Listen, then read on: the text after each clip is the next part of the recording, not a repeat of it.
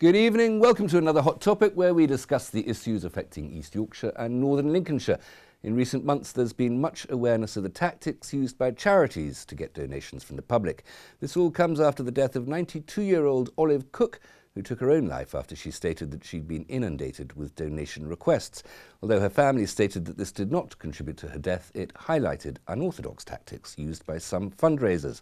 The Charities Bill, about to get its royal assent in Parliament, is set to introduce legal requirements for charities to follow. But these new guidelines prevent charities perhaps from effective fundraising. Will it protect the public from undue pressure? Will it prevent charities from raising money?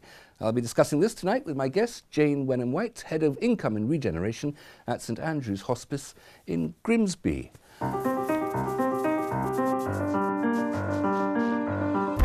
Welcome to Hot Topic. I'm Hugh Richards. Jane, thank you very much for coming along. Pleasure. Just start off with that case of Olive Cook, that she was, so many different organisations were asking her for money.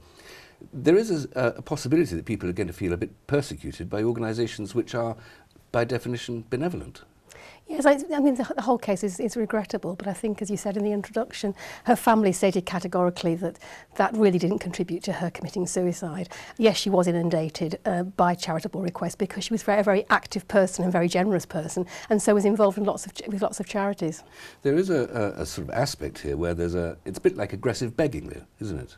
I mean, if people constantly come up to you on the street asking for money, then you're going to feel a little bit paranoid and a little bit chased. Yes, I mean, I think that street fundraising can be quite predatory, and I think that's why a lot of the street fundraising has stopped now. I mean, certainly I've been in Grimsby on several occasions. I actually haven't seen what they call them chuggers for an awful long time. So I think people were finding that actually they would perhaps sign up for a direct debit to make a donation on the street. They actually would cancel immediately afterwards, so it actually wasn't really cost effective. Well, that's just an awful lot of admin trouble to go through anyway, isn't it? I mean, that's just a chore. I get loads and loads of things through the letterbox asking for money, and some of them are terribly worthy causes, of course. Some of them, one has to decide whether one prizes the lives of war-torn children more highly than the comfort of donkeys and things like that.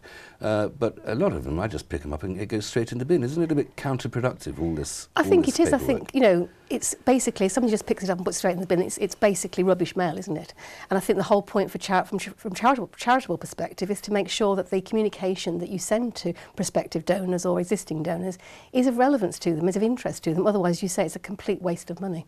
There are charities who aren't as responsible as yours, perhaps, and if there is just 1 out of 100 charities that behaves badly, is that not good enough reason for regulation?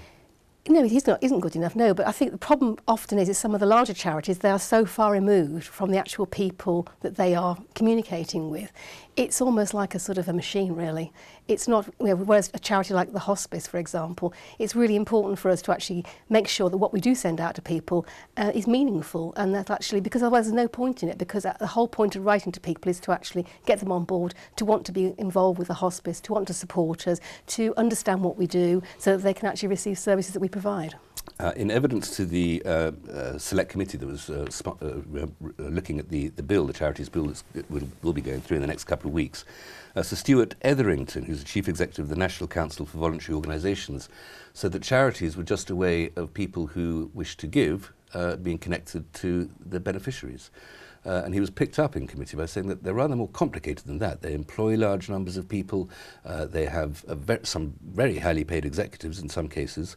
That there's no reason why they shouldn't be regulated in the same way that any other large organisation would be. I think they should be regulated, but one has to also consider the fact that whilst charities do mailings, make telephone calls, etc., so do companies as well. So do people trying to sell you double glazing or whatever. Yes, but those companies are very heavily regulated in that marketing and in their activities and in every other financial activity. And charities, their regulation at the moment is a voluntary regulation. It's a self-regulation, and I think probably 90% of those charities actually do self-regulate quite well. I mean, certainly all the things that are going through in the Charities Bill at the moment, we do voluntarily already, so it actually isn't going to cause us any problem whatsoever, because we're already doing it. In that case, why not have a regulator if it's not going to make any difference? I haven't got a problem with having a regulation. I think the problem is going to be is in terms of, for example, the fundraising preference service is actually, how do you actually enforce that? Where do you go with it? Because there are so many questions to be answered before that could actually be implemented effectively. Well, the suggestion in the bill, and this is quite recent amendments to the bill, is that the fundraising preference service, which, well, just explain what the fundraising preference service would do. Well, what they're suggesting it would do is actually that you actually, rather than having to opt out, you would have to opt in. This is as a potential donor. Yeah, supporter of a charity. So you'd actually have to say, please write to me, please contact me because I really want to support your cause. And that sounds very fine and dandy, but most people actually don't respond in that way. One has to actually give them some information to actually hopefully make them want to respond to support a charity.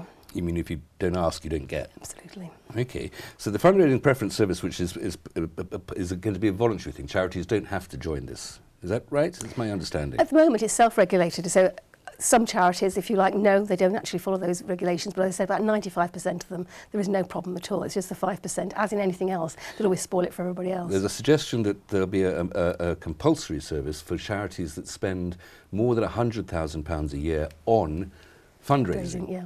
Now, if any organisation is spending £100,000 a year on the administration of anything, that's a very large organisation. It is, but you only have to look at some of the large charities like Macmillan and Marie Curie, some of the very large charities, British Heart Foundation. You know, they've got huge marketing budgets. They don't do it for nothing. They're doing it because actually that generates money that they can then use for cancer research or whatever. They're not just wasting the money. I think that's unfair to say they're wasting the money, but they're having to market their cause. Well, I wasn't suggesting that they were wasting it. I was just suggesting that an organisation that size, once again, there's a degree of regulation does seem necessary. And you say that charities would follow these rules anyway because it's in their own self-interest. That they wouldn't in any way abuse this possibility of bombarding people with requests. But having a rule against that, I mean, most people wouldn't ever murder anybody either. But it's quite useful still to have a rule against doing what we wouldn't anyway do. Yeah, I think yes, that's absolutely fine. I think that what happens, as I said earlier on, is that some of the larger charities, they're so far removed from the people that they're actually engaging with that they lose sight of actually of what's going on. So they send pens out or whatever. They don't hear the fact that people actually don't want pens, thank you very much, because that's a waste of money. Whereas on a local level, because send chocolate. Send chocolate. We actually get feedback all the time, which we obviously take notice of, because why wouldn't we? You know, our aim is to actually engage with people, to get their support, to get them to use our services. I don't want to upset anybody. You know, it's not in my interest to do that. I want everybody to love us. There is a sort of a milder form of regulation that exists, which is the Charities Commission, and that's a very ancient organisation. It is. Just tell us what powers does that have? It's very little, really. It doesn't really have any teeth. I mean, everybody submits I say everybody. Most of us submit our accounts to the Charities Commission each year, and they hold those on file, and people can actually have a look at them. So that, there is a possibility for anybody to actually, if they're a bit unsure about a particular charity, they can go to the Charity Commission's website, have a look at their accounts and reassure themselves, or not, as the case may be. But again, it doesn't have many teeth. It hasn't got very much money to actually implement anything. There are no consequences, if you like, for people, I don't think. And often the charities will set up, they'll run for a couple of years and then they'll sort of drift away. Anybody can actually set up a charity. You know, you just apply to the Charities Committee and get a number. There are lots of charities out there that, in my opinion, aren't really charities. Well, that might be something we need to talk about, the definition of what is a charity. I mean, if anybody can do that, then there are certain advantages to if your organisation is registered as a charity. I mean, you get some significant tax breaks for a start. Absolutely, yeah. And I think it's also it's very difficult. I mean, hospices, for example, started off by a group of well-meaning people wanting to provide palliative care to local people, and it's actually burgeoned from that. And hospices started off from monasteries. Yes, absolutely, and nunneries. Yes, but a lot of the charities now are sort of, one person and a dog, if you like. They set themselves up for charity because they've seen a gap in the provision of services, because something happened quite close to them, whether it be a member of their family or somebody that they were close to. So they set up a charity. And I just think there are so many charities now. How do you actually control what's going on? And what advantages do you get by setting yourself up as a charity? Well, for example, if you have shops, for example, you can get relief on your rates for charities. There's VAT relief. There's all sorts of different things that you can get. But most of the small charities, that isn't the reason they're in. They just want to fundraise for their particular cause. And that VAT relief, there's VAT relief on people making donations, of course, which we all know about. We'll tick the little box whenever we do it. Yeah. Is there any VAT relief on the charities and the money that they spend themselves? Well, for example, for the hospice, if we purchase specialist equipment that's actually can only be used by our patients, we get zero-rated VAT on that. But anything that can be used, for example, if it was a seat that actually a normal able-bodied person could use, then we don't get VAT relief on that. But if it's a piece of equipment only a sick person could use, we get VAT relief. But I can sit down on a wheelchair perfectly happily and have hours and hours of innocent fun spinning around a room. Hugh, that's the rule.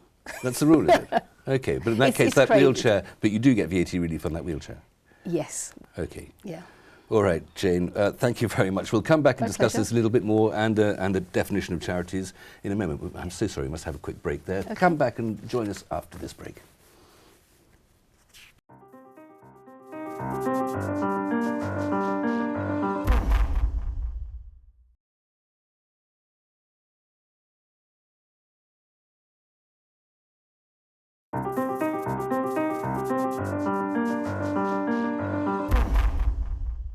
Welcome back. Still with me in the studio, Jane Wenham-White of St Andrew's Hospice here in Grimsby, here to talk about the new Charities Bill, soon to be the Charities Act.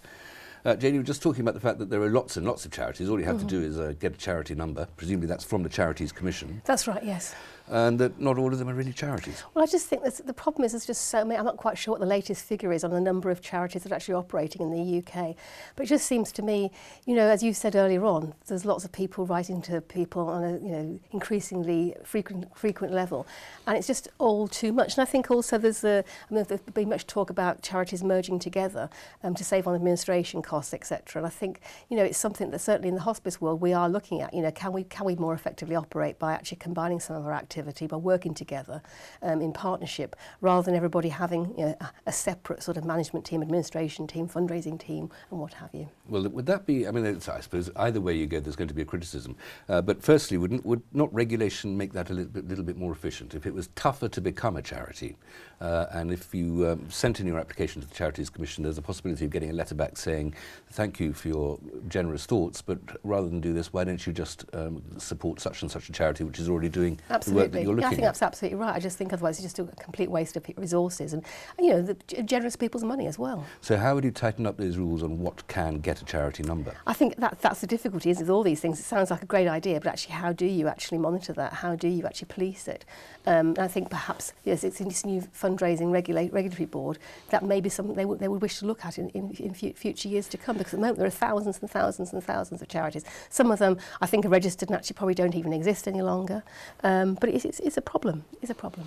I just want to give just one more point about this definitions of charities, and the legal definition, the sort of the head case in this is a 19th century case. Forgive me for being all lawyerly here. It's Lord Macnaghten's speech in IRC and Pempsell, and I'll just quote his judgment. Charity in its legal sense comprises four principal divisions: trust for the relief of poverty, trust for the advancement of education, trust for the advancement of religion, and trust for other purposes beneficial to the community. Now that last one obviously is a great big catch-all, and I would imagine that you would put your St Andrews under that last category. I would, yes, absolutely. Okay, but are those four definitions, which are still the ones that you have to fulfill if you're going to have a trust which is going to be perpetual, i.e. not one that has a closing date, an event or a moment or a time that means that it stops, which is the law for all other trusts. There's only charitable trusts that could be perpetual.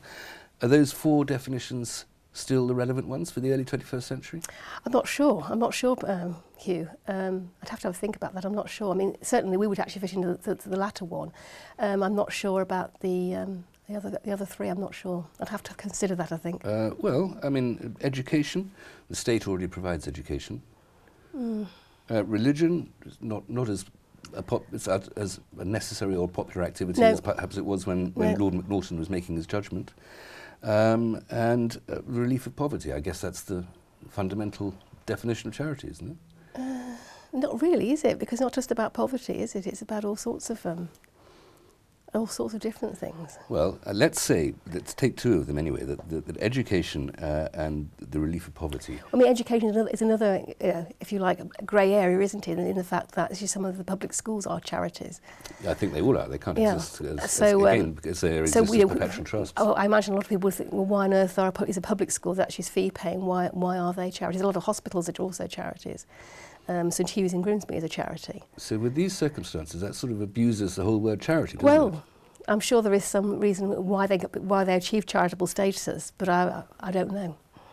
But the point was that the education and the relief of poverty, since the late 19th century and certainly since 1945-46, the Attlee government, the state itself has taken on these roles. It has, but maybe things have almost come full circle and they won't be able to fulfil that any longer. Well, that was what I was moving on to. Is this age of austerity that we live in now, where the state still, promises in its words, if not always its deeds, to support the NHS for health, for instance, and to provide wonderful education, although that's not always evident when one meets school leavers.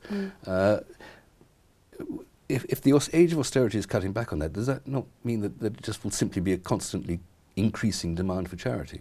I think so, but I think in terms of the NHS, for example, we can't provide the services that the population and the community needs with the money that we're actually pumping into the NHS system right now. So we're going to have to either pump more money in from taxation, or we're going to have some kind of insurance system like they have in America, whereby you actually have to have an insurance scheme to pay into the system to pay for your care. Or you get into the rather unpleasant territory, the fact that a health service itself is dependent on charity, just as dying, if you want a hospice service in Grimsby, is dependent on your charity. Absolutely, and I think that's part of the problem. It's part of the pressure that some of the charities are under now, because we need to actually raise the money to actually provide our services. We're filling in the gaps that the government are no longer able to fill because of the problems with the NHS in terms of funding. And so there is a lot of pressure on charities as well to perform and to actually raise more money to provide the services that we're committed to providing. If those roles that the government used to fulfil are coming back to being roles financed by charity, as they once were before there was a welfare state. It kind of makes one wonder why everyone's paying tax. If you're not getting adequate education or health, but you can pay for it through charity and for everybody else's education and health. I think it depends what your definition of adequate is. I mean, our expectations now are much greater than they were in my parents' day, for example, 50, 60 years ago. People's expectations have changed out of all recognition. I mean, even 60, 70 years ago, people had to pay for a doctor to actually come out and visit them. I think it was 5 shillings or something. But they weren't going into the hospital for knee replacements. They weren't living into their hundreds in general terms, which people are these days. I'm glad to say I don't know what a shilling is, Jane. The fact that the growth in the number of charities, or the ease with which one can become charitable, and perhaps is growth driven by austerity and the shrinkage of the state, is that itself not an argument for further regulation? The more of these organisations there are, the more likely there are to be rotten apples in the barrel. I think regulation is good, but I think it's not so much about the rotten apples in the barrel. I think it's more about actually making effective use of resources and actually not spreading everything so thinly.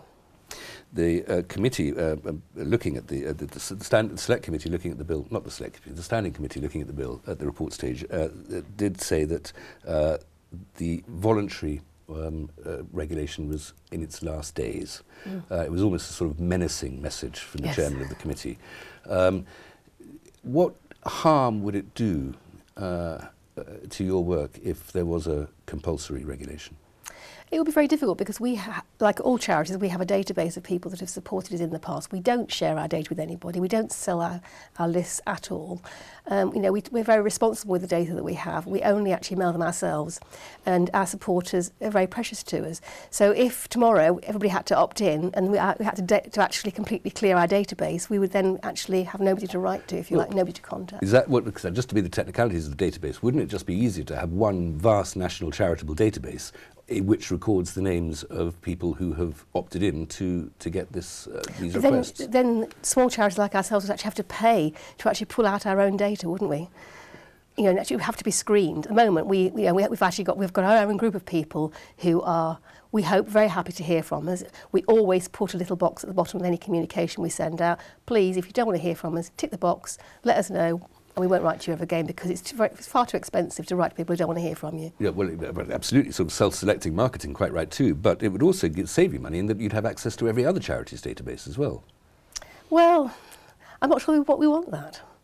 We like our little select little Grimsby's Hospice welcomes donations only from Grimsby people. Not at all. Grimsby Hospice is for local people. No, we've got a lot of donors in our database of people who actually live in London, because obviously they were brought up in Grimsby and actually have moved down to London. So no, I just think it would be a very expensive way of actually operating, because it would have to be screened. It would be another kind of quango, if you like, another license to print money from people managing the database. But could not the Charities Commission itself take on that role? You've already got a sort of an overseer of charity, even if it's very light touch. Why does there need to be a big quango? Why does it need to take more people? Why does it need to be so expensive? Well, because you'd have to filter out all the data, wouldn't you? It'd be very expensive. It'd be mass of people. A mass of people to actually filter. And every time we wanted to send a letter to somebody, we'd have to actually go to that central body and pay for that. Whereas at the moment, we have our own database. We don't have to pay to actually write to people, other than obviously postage and our costs of paper, etc. Whereas if we had to go to a central point, it would probably cost us, and I think it was quoted that if every time a small charity wanted to write to a group of people and be screened, it would cost somewhere in the region of £1,500 to £2,000 before you even start writing the letter. How much does St Andrew's Hospice spend on its money raising, on its fundraising? It's fundraising. We have, at the moment, we have myself, who I'm head of income generation, and we have 2 representatives who basically look after the people that support us, and we have an events fundraiser. But that, I mean, I'm not asking personal questions here, but how much, say, a year do you spend on all that? In terms of all the marketing we do and the advertising, it will be in excess of £100,000. So if the new regulation that's almost in this bill, we would have to pay, then you'd have to be in it. Of course, yes. I mean, just to if you think about a postage stamp is over 50p. Yeah. Every time we write to somebody, it costs us, probably 75p. Okay, Jane, we'll come back and talk a little bit more about this after the break. Okay. Thanks very much. Back in a couple of minutes. And coming up in the next part, we'll be talking about the specific work of St Andrew's Hospice and Kids Company, high salaries for charity executives, and competition between charities across the world and across various good causes.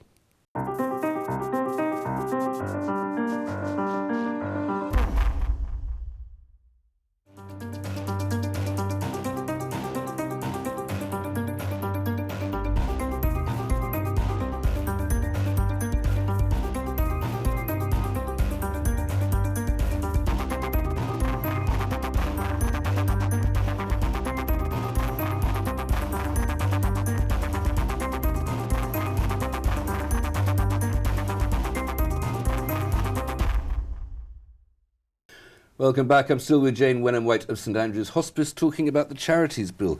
Jane, what does your charity, St Andrew's Hospice, how does that make sure that it doesn't bombard vulnerable people with requests for money? Well, generally we contact people maybe twice, maybe 3 times a year at the maximum. And we have a very strict complaints process and policy. So if anybody does complain, we will actually automatically, within 2 or 3 days, actually respond either by telephone or by letter. We actually investigate the complaint completely thoroughly. Usually a senior member of staff will actually call that person if we have a telephone number, or we'll email them and ask them for a telephone number if we've got their email address, just to make sure we're touching them and to actually make sure we can actually address the problem. And 9 times out of 10, when you actually speak to people and discuss their issue, you can sort stuff out, But I think that's the benefit of actually being a local charity, whereby actually you can actually talk to people. But what sort of complaints are there? People getting in touch with you saying, please stop touching me for money? No, I don't know.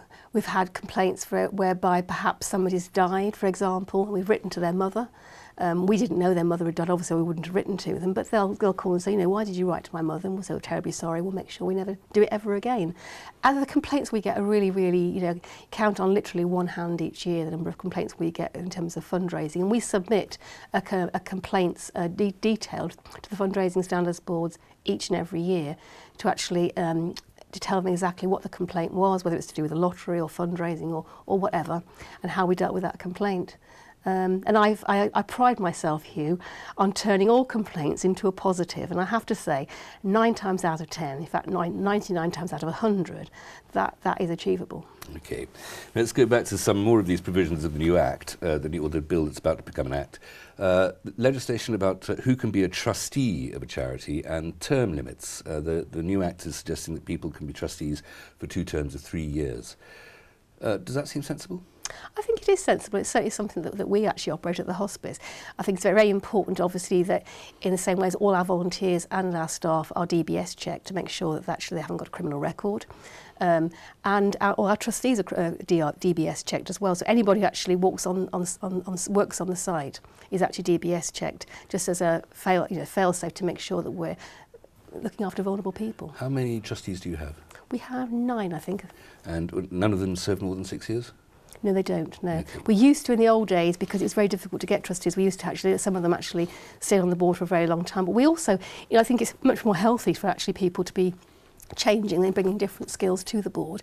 And I think certainly people these days, everybody's very, very busy. People actually don't want to commit to a lifelong term on a board anyway. You said that everybody who works on your site goes through this criminal records check, which is because it's dealing with vulnerable people. So that's legislation that covers you anyway that makes that necessary. But the new Charities Act says that there should be, the people excluded from being a trustee are specifically people with unspent convictions for money laundering, bribery, perjury, perverting the course of justice, contempt of court, and terrorism. Now, why would the Act specify only these crimes? Somebody who commits burglary or, murder isn't on the list. Why would I've no idea. You're the lawyer. I should emphasise that I'm not a lawyer. I'm a failed, attempted and failed lawyer.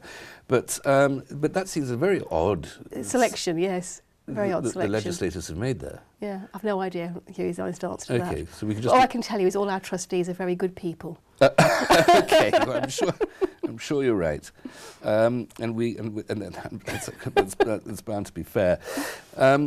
We can just agree that the House of Commons, or the Parliament's just got a bit bonkers on that one. It is a bit crazy, yeah. Okay, maybe the fact is that you wouldn't get enough people volunteering to be trustees if you excluded all the criminals. I don't think so.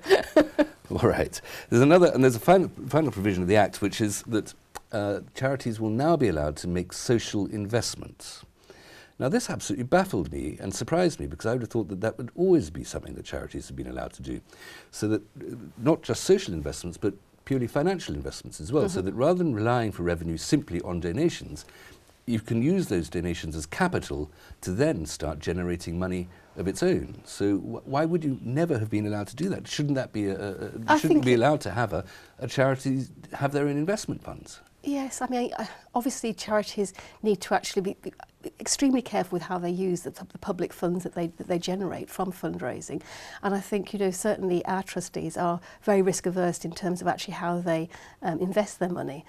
So you are allowed to invest money for profit? We are allowed to invest money for profit, but we are very, very, very risk averse, and we're very, very careful with how we actually invest. So most of our money, actually any extra we have, is invested with the charities, I can't remember what it's called now. There's a charities sort of stockbroker, isn't there? Or something Yes, like that? COIF. Okay. And so actually, which is basically as safe as it could possibly be. Very, very small return, obviously, because of that.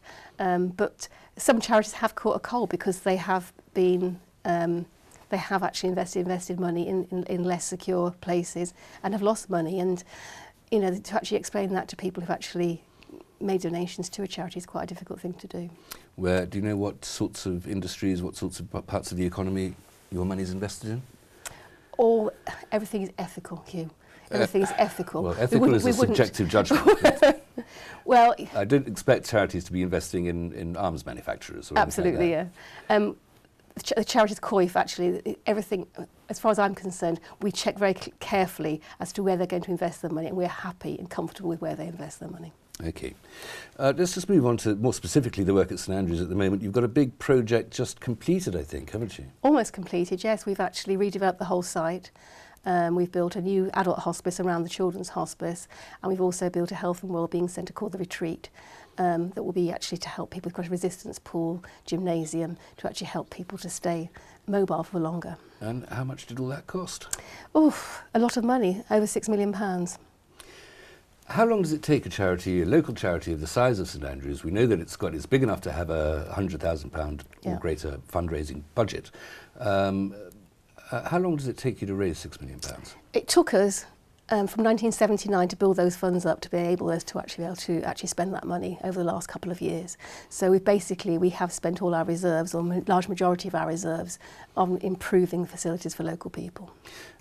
In that big one redevelopment, or just generally over those years since the 1970s? Recently in the redevelopment, we've spent £6 million in actually redeveloping the site, yeah. Now, of course, that's spending £6 million. That means somebody else is getting the £6 million, presumably contractors, builders, architects, whatever. Are they local companies that you've been using? We always use local companies if we possibly can, and we actually use, for that particular project, we used a company called Lindham, who are based in Lincoln, and they made very little money out of us, I can assure you of that. Well, I was going to ask, I mean, since they're working for a charity, do they themselves charitably cut their prices, cut their fees? Certainly that was part of the rationale for actually selecting them, obviously using ethical builders, and also at the time when we engaged them, the building industry was in a bit of a slump, so we actually got a very, very good deal out of them. You exploited their misfortune. We exploited them, of course. Absolutely. Okay. You mentioned the phrase there, ethical builders. Tell me about the unethical builders. How can one build something unethically? Well, I suppose it's in terms of, again, social investment. It's in terms of actually how they behave on the site. It's a question of how they Builders are always going to behave the same way on the site. No, they don't. We had very big signs on the site. We are on a hospice. There are children and poorly people here. You will not swear. You will not do all sorts of different things. There were signs everywhere on the hospice site. British builders, not wolf whistling. No, they didn't do any wolf whistling. We're all too old for wolf whistling anyway. I'm sure that's not true. So you have to choose the people, because the reason that you're gathering money is to spend it on these things. Of course, now yes. You have to choose the people on who you spend it, the people. Yes, and it was really important to us that the actual money was actually injected back into the local economy from whence it had come. So we were very, very keen. You know, obviously, it's not always possible to use local people, but wherever possible, we try to use local people. You know, we had to look at things, you know, in terms of, it was a very big project. We had to make sure that the company was going to be there in 2 or 3 years' time. So we couldn't just use a small local build. We needed somebody who had the capacity and the buying power as well to actually make it cost effective. What plans for the future at St Andrews? To deliver more care to more people, to try and again dispel the myths that people have about hospices, to try to embrace more people, to encourage more people to come and access our services, to be better at fundraising so we can afford to deliver those services, to work harder and with partnership organisations to make everything we do more cost effective and effective for patients as well, so that, for example, if you get referred to the hospice, you aren't then actually having to go for referral through Macmillan or Marie Curie or somebody else within the healthcare community, which has happened in the past. Any big capital investments coming up? Or no, we've actually, yes, we're consolidating now and trying to actually recover some of our reserves. Okay, Jane, thanks very much. We'll talk a little bit more in the final part. Come back in a few minutes.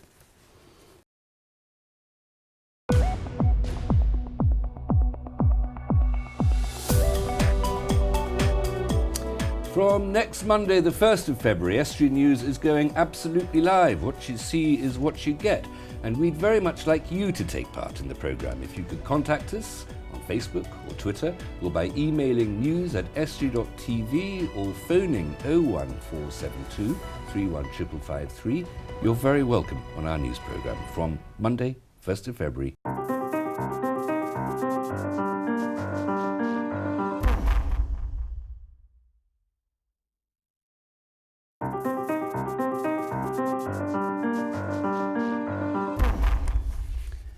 Welcome back to the final part of this week's Hot Topic. I've been discussing the Charities Bill with my guest Jane Wenham-White of St Andrews Hospice in Grimsby. One of the reasons, Jane, that people have thought that regulation of charities might be a good idea is because recently there have been stories of charities behaving in ways which people would find unacceptable. And there are a couple of things I'm thinking of. Firstly, that the officials of charities, the chief executives of charities, are being paid enormous amounts of money. One that comes to mind very recently, £2 million pay bill for 4 top executives at the Consumers Association, or which as it's known now. I take it that St Andrews isn't paying its executives quite like that. No, we're not. You didn't turn up in a Rolls Royce today. On a bicycle, more like. How can charities which are using money that's given to them justify it? Yeah. It's very, very difficult, isn't it? I mean, you know, some of the larger charities, they're very, very big organisations. They need someone with the ability to actually steer that ship, and certainly so you have to pay a certain amount of money to get the person with the right calibre, with the right capabilities to actually run those organisations, which are very big organisations. Well, this is I'm not justifying the huge salaries, but there is a certain extent that one has to pay a market rate for people. Well, if that's that market rate, because if they were going on to run a bank or an industrial company, they'd be getting lots of money to get people capable of doing that. They're the people capable of running the charities.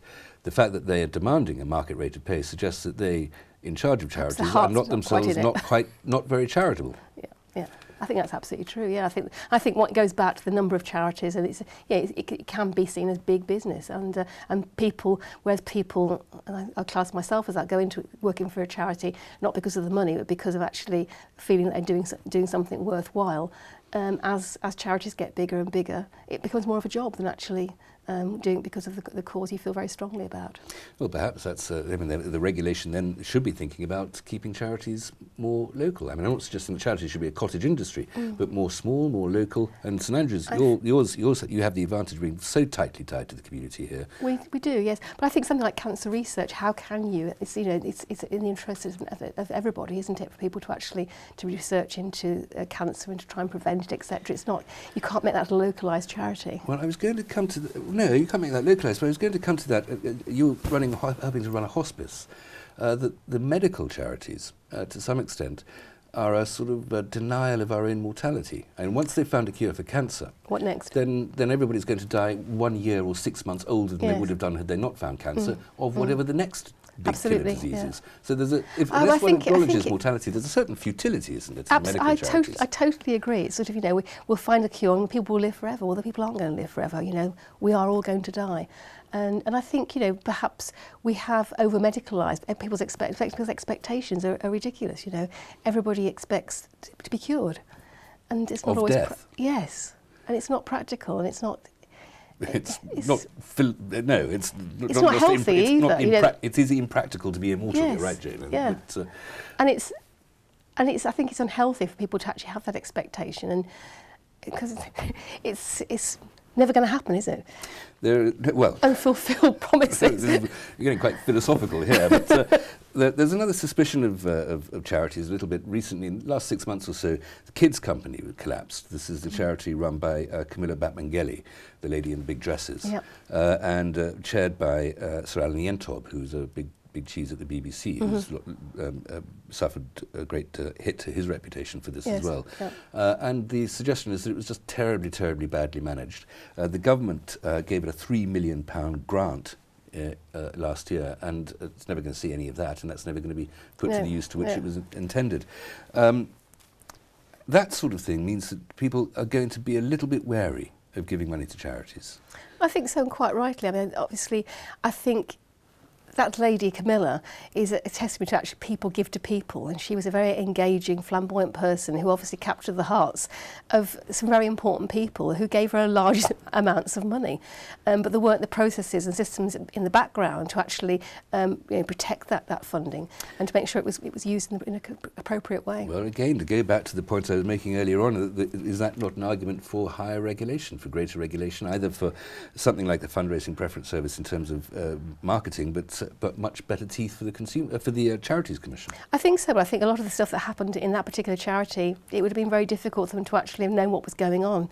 I mean, she was sending the children to, and again, it's a very subjective thing. She felt quite strongly, I believe, that the children, young people that she was caring for, who were very vulnerable, who had a very bad start in life, should have the very, very best. And that again is a moot point. Would people want to be giving money for those young people to be going on expensive holidays? Well, she was, buying luxury goods for these children. But I think her view was that actually, why shouldn't they have the same as a rich kid?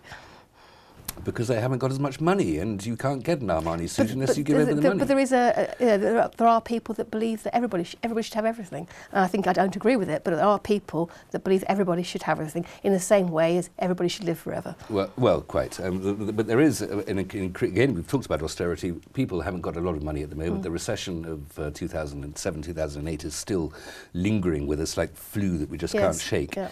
And yet there are more and more charities, as you said, which there's more and more competition between those charities.